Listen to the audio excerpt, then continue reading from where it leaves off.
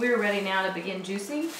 And with this juicer in particular, we like to minimize the amount of cleanup we have afterwards. So rather than just letting the pulp dump into the container that it was designed for, we go ahead and line it with a recycled Walmart bag, a little plastic bag. Either way is fine. This just slips under here.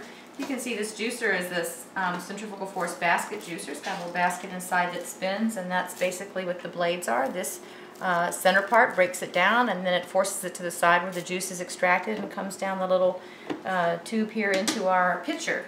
This simply snaps on, fits into place. And this clicks up to hold the top in, and we're ready to get going. We like to, as a rule, put a little bit of ice in here because we prefer our juice to be cold. So I'm going to go to the refrigerator now, put a little bit of ice. We're going to start with our bases. Most juices have, if you want a green juice, we're going to put something green in like spinach or kale. But we have to put something in there that kind of takes the edge off that flavor unless you really like a strong spinach or strong kale flavor, which some people do. But for my family, we like to use apples as a base because it sweetens it a little bit. Or we'll use pineapple as a base.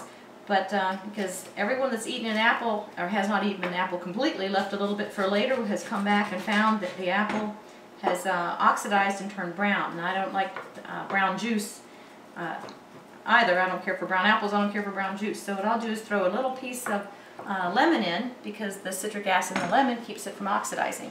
So I usually will start my juices with a little piece of citrus or kiwi or something, pineapple, to do that.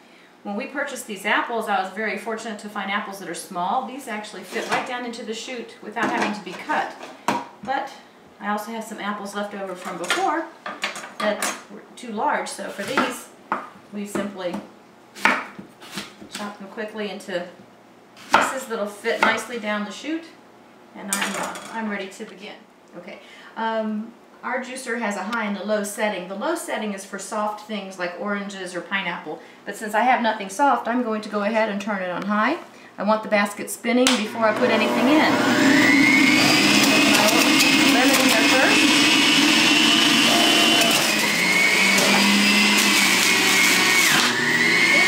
And you can see how a small apple like that can go straight in and just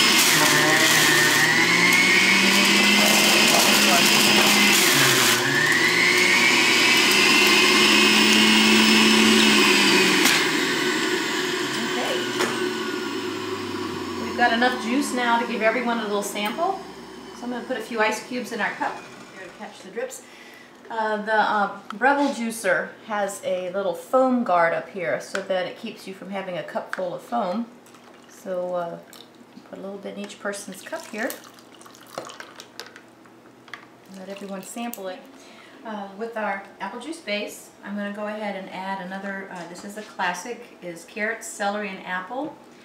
It's heralded as a great anti-cancer drink. It's also heralded as a great cleansing drink. The apples will slide down into the chute without needing to be cut. I personally like to cut the celery because celery has a lot of threads, and you can put the celery down in there long, but I like to just cut it so that I break those threads. I just chop them quickly into about 1-inch pieces so that I'm not gumming up my basket with celery thread. I'm going to turn it on high.